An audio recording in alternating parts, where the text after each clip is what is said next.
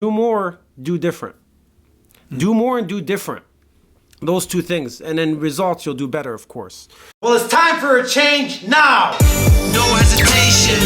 Tune in, yo. Ace's motivation. It's all about your will. When your enemy is weak, go for the kill. Welcome to Shotcast episode 16. 16 episodes, Lang. What's up, everybody? We 16. in deep. We in deep. 2020. We're in here. Must Yeah. be a thing, man. We're in the teens, man. It must mean we're doing something. Yeah. We're definitely staying consistent with it.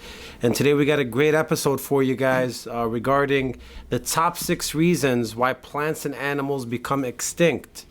Now, you might be listening to that and saying, well, I'm not an animal or a plant, unless you believe you're an animal. I know some of you do. But if you think I'm not an animal or a plant, what does it have to do with me? Lang read this article, and the funny thing is a lot of these reasons are the same reasons that humans go extinct. And when I say humans go extinct, I don't mean that in only death and evaporating or disappearing, but I also mean that in business, in relationships, in passions, in purpose. There's a lot of things in your life as you grow that become extinct. And the whole point of this Shotcast is to give you the leverage and the inches you need to remain relevant in these categories and to not go extinct and to stay at the top of your game in all categories that we're going to be going over. So how'd you find this article and how did this topic come about? Yeah, I don't know if I was watching a movie or something, but extinct came up. And I don't know, it just got my mind going a little bit. And I just started, going to my best friend Google and just checking some things out. And the more and more I dug, it's interesting how the reasons that a species goes extinct, many of those reasons also affect our daily lives, and whether we're successful or not, happy or not, relationships are strong or not. Some of the things that you talked about, and I don't know. The further and further I kept digging, it just seemed like, man, it was interesting, the parallel, and so. I thought I'd bring it to you. Cool, I thought I'd bring it to you Cool. and the Shotcast world. Got it. And you said 6 main reasons that humans or animals or plants go extinct. And that's what we're going to be talking about, right? Yeah, I'm sure there's a lot of them, but these 6 seem to be big reasons. Mm-hmm. If you think about extinction and you want to, I don't know, if I say the word extinction or it's something extinct, people think of the Ice Age or they think of dinosaur, whatever, Mm-hmm. whatever it is. That's where at least my mind goes. But again, it's just interesting how these 6 really play a part in our lives as well. And if you don't want to be extinct in any of the things that Ace talked about, then I think this is good food for thought and good perspective for everybody to make sure we check ourselves and get out of extinction mode, because I don't know, some of us are there. We get there, and if you don't want to stay there, I suggest you listen on. Similar to the slump. Yeah, a little bit. Just a slump you don't get out of. Yeah, extinction is a little bit different. Yeah. All right, so what's the first reason? So the first reason that plants or animals go extinct is climate change. So if you think about, some of the climate change stuff we're going through as humans right now, at least some people think. But you think about, having some ice age happen and everything freezes, that would definitely make everybody extinct. Mm-hmm. And so when I think about that, and you think about some of the things that we've read in history, and I relate it to our climate and change in general, and I start to think about things like generations. And so I'm sure every generation that follows, the old heads are going to have a problem with their music or their work ethic or whatever. And I would assume that's what, whatever generation you're in, if you see the younger one, you're probably going to identify some opportunities for them. Just like the people that gave birth to us probably did the same thing to us. And so I guess that's a rite of passage, and it's pretty normal. However, I think the people that will win or have this as a strength, be able to adapt, is how do you relate to the different generations? It's not easy. It's going to take some time. You're going to have to put the headphones on and find out what the young folks, young generations are listening to.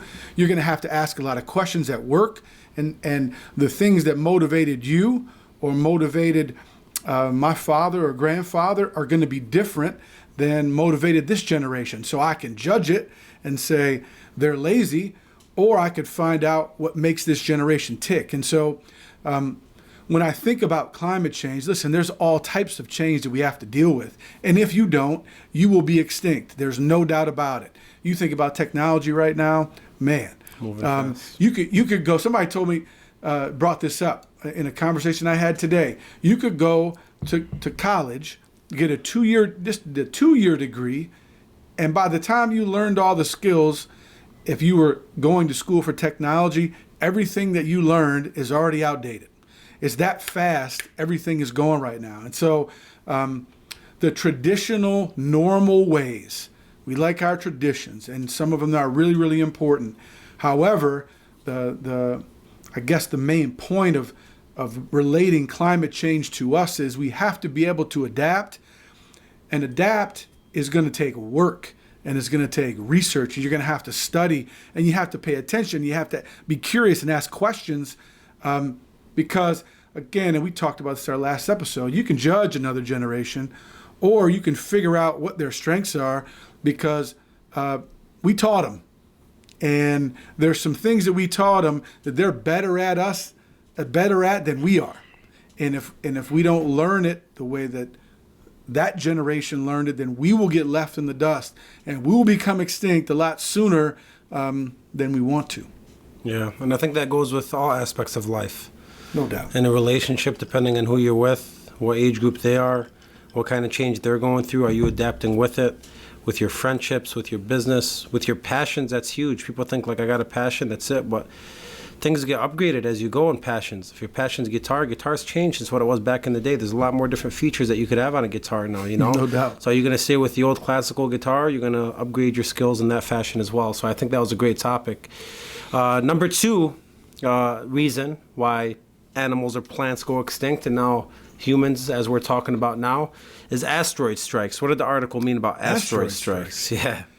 Asteroid strikes. Well, I don't know. When I think about it, I think of the movie Armageddon or whatever, some huge asteroid that's going to come destroy the whole planet. And I'm sure it happened in as many years as we've had it around. But I'm curious how the heck are you going to relate asteroid strikes to us? To make that relevant. I mean, the first thing I think about when I think about an asteroid strike, for humans going extinct, hopefully we don't get hit by any asteroids here in our generation, or in any generation. But the first thing I think about is adversity, a big shot of adversity in your life. It could be an asteroid strike when I look at it. And sometimes that kind of adversity or strike that hits your life sometimes could make folks go extinct in their passions or in their relationship or in their business. And a couple examples of that could be, God forbid a death for somebody close to you. God forbid a divorce or a breakup. Or God forbid a friendship going wrong. Or God forbid getting fired or getting demoted. Something big that hits your life, as big as an asteroid, but it's actually an adversity that hits your life. And that's what I think about. And the animals and the plants died because they had no choice. They didn't have a choice to stop the asteroid, freeze it in time, and do something else. So there is no talking or motivation for the animals and plants that died from asteroids. God rest all their souls. But there is motivation for us when these kind of adversity asteroids hit our life. What do you do when that stuff happens, And I heard this from, a good friend of mine that told me, use adversity as your fuel. And I know we did a Shotcast last week with your boy K. Rich, and he was talking about how he keeps a scoreboard with his, biggest doubters in life, and he uses that adversity that he went through as fuel, and that's what I think about. So if anything big happens in your life, it's okay to have a little downtime. It's okay to rest up. It's okay to get over it and mourn or whatever you have to do, but it's not okay to stay like that. It's not okay to allow that asteroid strike or that adversity to give you a big hit in your life where it kills your passions or it kills your personality or it kills your relationship or it kills your business. It's okay to soak it in, but after that you say, okay, I soaked this in. Whatever happened, if it was a relationship breakup, I'm going to be the best damn businessman I can and be successful and show that person that they messed up. If it was a death in the family, I'm going to make sure whoever it is watching over in heaven is proud of me and they're going to see what I'm doing. I'm going to use them as motivation. If it's something personal, losing a friendship, I'm going to make sure that I grow my career, grow my passion to a point where this friend knows that I did have their back and I'm going to reach back out to them. So whatever it could be, flip it and give it the opposite end of things, turn that adversity into fuel. And that's one of the things that I think would avoid these asteroid strikes or these big adversity hits in your life taking over. Because the last thing you want to happen is something happens, you turn into somebody else, you start failing at all these categories, you go extinct, then people talk about you that way and say, oh, yeah, this guy, or this girl, they were great at this, but then they got divorced and nobody knows what happened to them since then. Or they're a great businessman, but then, they lost their father and mother and then the business, we never heard from it again. So don't let that story sink in as a negative for the rest of your life, because those people that were affected by it, either if they're good people to you, you want to make them proud, and if they're bad people to you, you want to prove them wrong. And if you don't do either or, then all you're going to do is prove them right or make them sad or upset. Hey, what's cool is we were just talking about MMA fighting or boxing, whatever the deal is, and you think like what fires a boxer up the most? Is it landing a big shot or winning a title fight, something like that? And I'm sure those things do, but I bet you if you ask a boxer what gets you going the most or gets the raw passion out of you the most, and I bet you most of them will say, when I took somebody's best shot and I'm still here and then I'm ready to go. Mm-hmm. And so I think that speaks to what you were talking about. Man, we take some shots. There'll be some asteroids that get dropped on everybody. Nobody's immune. And if you allow it to put you in a shell and never come out again, then it's going to be tough. You'll be extinct. Yeah, but if you allow it to fuel you to continue that fight, you'll be stronger than ever. Hey, give me an interview and let the only question be, how does this person respond to big hits in their life? And let me see the responses of what they've done, and I could choose who I'm going to hire and who's going to be successful or not just by the hits they've taken. That's a good interview question. So what's category 3? Okay, so pollution was the third on the list. Okay. And so when you think of pollution, makes sense, right? Mm-hmm. You think about pollution in some of the oil spills that have happened and the seals and the fish that it's countless. It's horrific, actually, if you look at some of that stuff, or even some of the things that I didn't realize in our water. And I don't know, maybe I just wasn't paying attention, or maybe I just wasn't looking in the right spots. But there's areas of our world where it's not even, like, you couldn't even get to the water based on how many plastic bottles and just nasty pollution that goes on into our water. When you think of the ocean, you think of blue and waves and all that stuff. But man, there are so many spots on this earth where you can't even get to the water without going over milk cartons and all that. And so it's an obvious thing that would definitely destroy plants and animals and all types of stuff. It might destroy us one day if we don't figure it out. And so when I think about us and how this number 3 relates to us, to me this is the pollution that other people give you, the circle that you surround yourself with, and what you allow.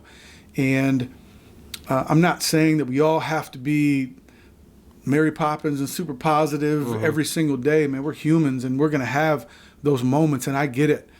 However, there's people that we surround ourselves or continue to be around, and the amount of pollution that comes out of their mouths that we allow to happen without challenging that, or with because it's uncomfortable, we side with it and almost agree with it. After a while, man, that becomes you.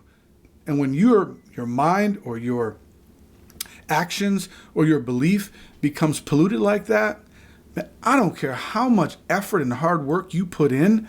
You could work 24 hours a day and it won't make up for the amount of negativity that is out there. If you want to be around it, you'll find it. You can find. You go online. You can check comments after any kind of Instagram, Twitter, whatever. There's plenty of people that got opinions about how horrible somebody is, and those are the nice words, right? If you get involved in that, the pollution that happens is it'll get you extinct. It will get you to a point where you become that, and it becomes you. And so, listen, if there was some advice, it's not real scientific advice, but man, surround yourself with people that will champion you. Surround yourself with people that will challenge you. Doesn't mean that you only get around people that'll tell you you're doing a good job. That's not what I'm talking about at all. But there's definitely a way to go about it to be solution focused. And sometimes it's really hard. We have asteroids that fall on us. And so guess what? It becomes real tough.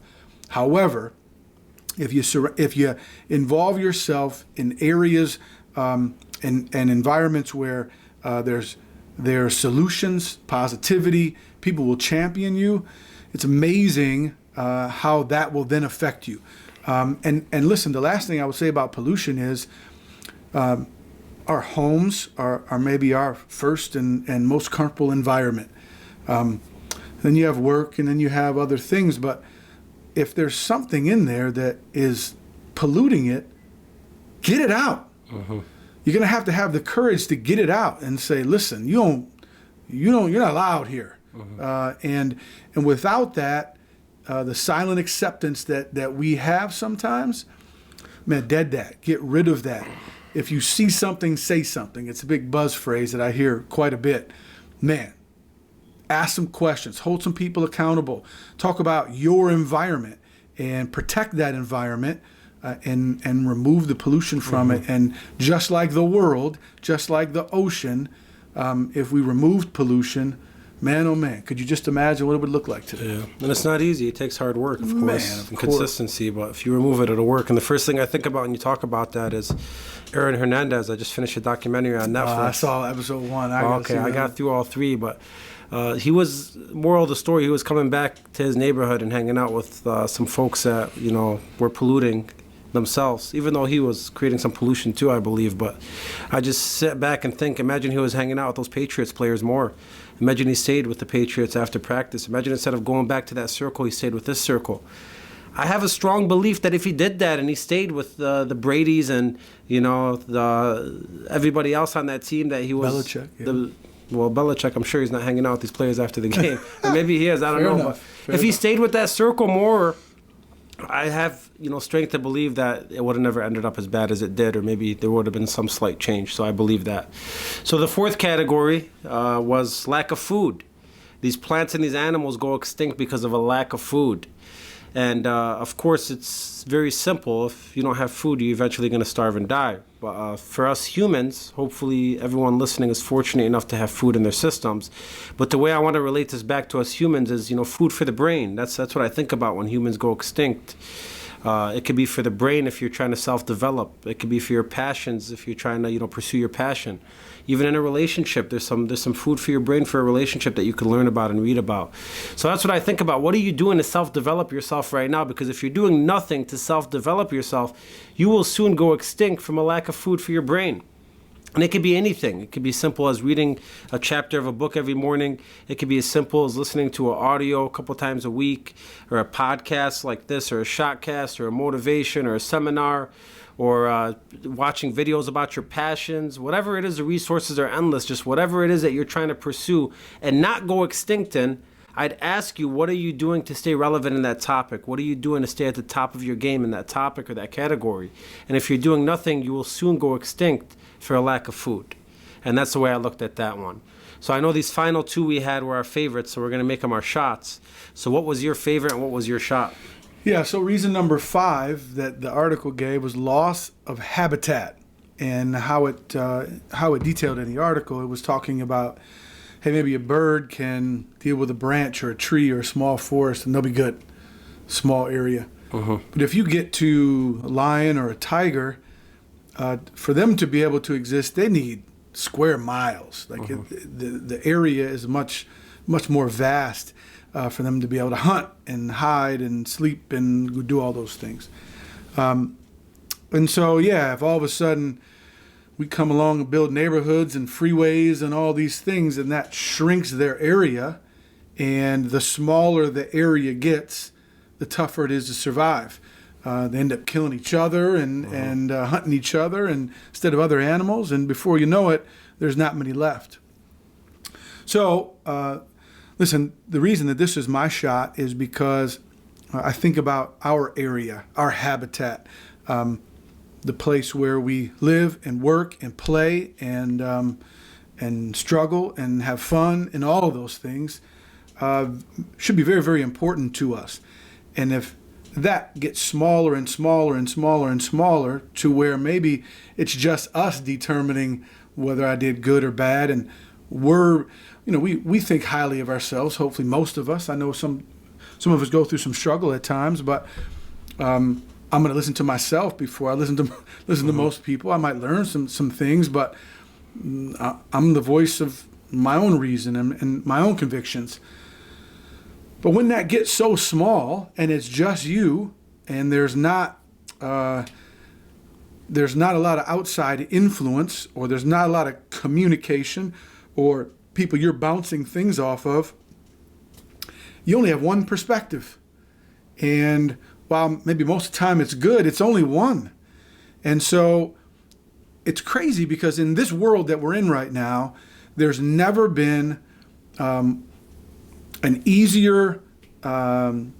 it's never been easier to gain information, to learn things, to communicate with others, some that you don't even know in other continents that we would never have been able to communicate with without the technology that we have right now.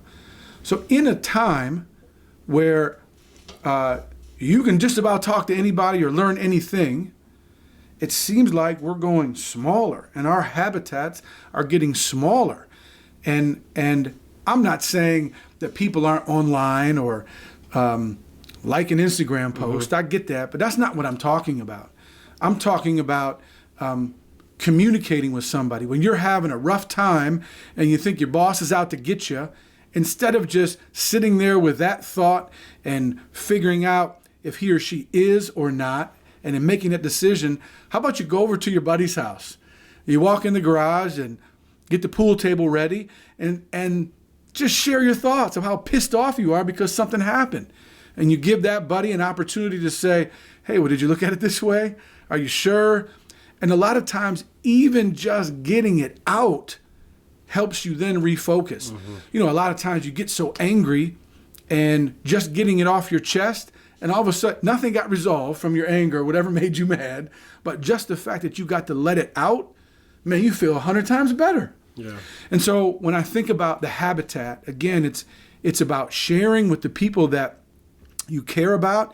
It's about digging deep and learning some things as opposed to making assumptions about them.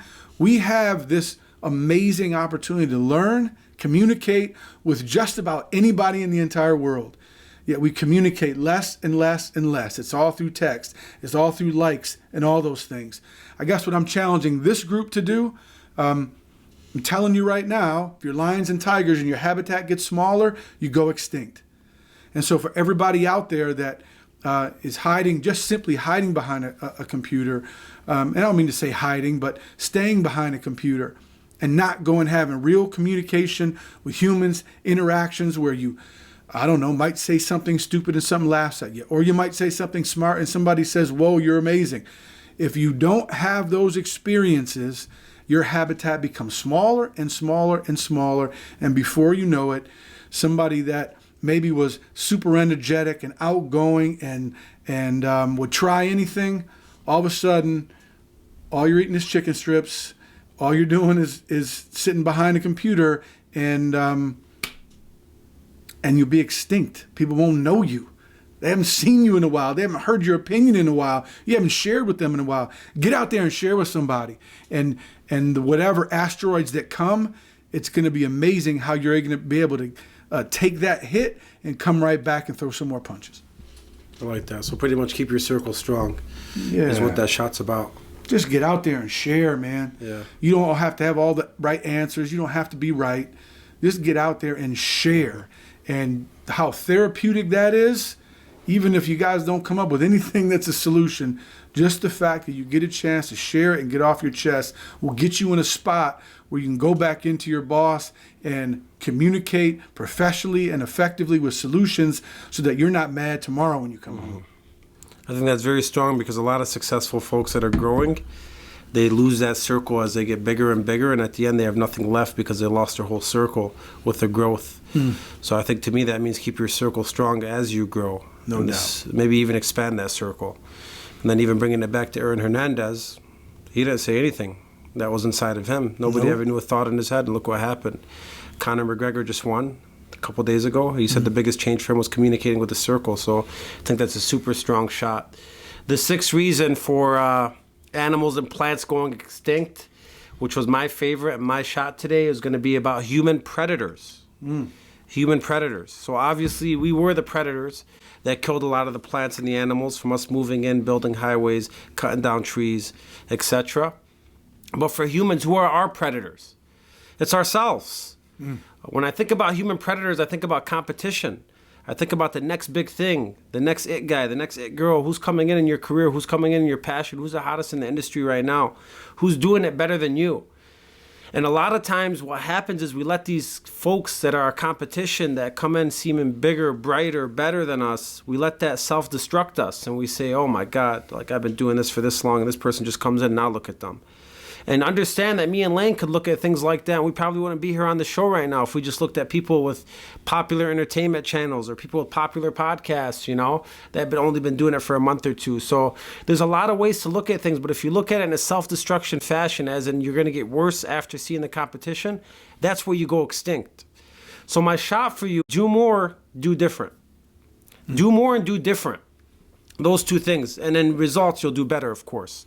So when I say do more, I say, number one, be a sponge. If I know somebody has a Shotcast like us and they're motivating and they have a big audience, the first thing I'm going to do is be a sponge.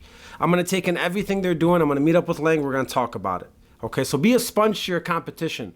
Who's your biggest competitor? Who's the best person out there? Be a sponge to them. Okay? Then you go to the two steps. The first step is do more. See everything that they're doing and list it down. And then write down everything you're doing and list it down. Who's doing more? If they're currently doing more than you, how do you do more than them? Now, it might take some time, it might take some effort, it might take consistency, it might take some creative thinking, but whatever it takes, get to a place where you're doing more than them. Once you get to that place where you're doing more than them, do something differently. What's one thing you could attack differently than what they're doing, right? What's a different way, a creative way to attack the same problem and create the same solution? And think about that and create your creative niche against that competitor and that predator itself. And then what's going to happen?